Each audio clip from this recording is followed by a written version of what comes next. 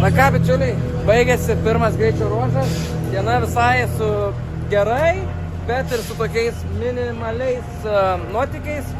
Likus kokį iki finišo 200 km, žiūrime kompiuterį, kad pradėjo kaisti stabdžiai dešinės galo stabdžiai. Tai pasirodo, kad kažkur, kaip sakoma, nukrito mūsų šlangutė. Tai jinai kaito ir nesiventiliavo mūsų stabdžiai, tai buvo šiek tiek atsargesni stabdymo momentų, kad neperkaistų stabdžiai.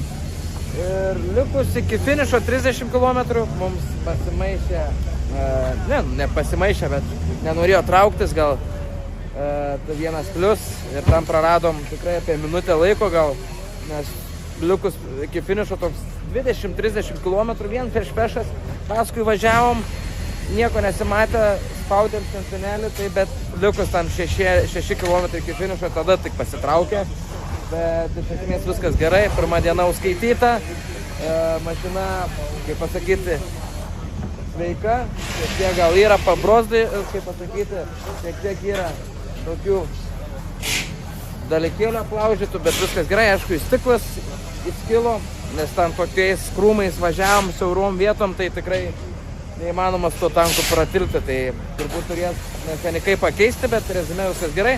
Laukia mums rytoj labai daug pervažiavimų, trumpas greičio ruožas, bet vis tiek ilga diena. Tai iki rytoj.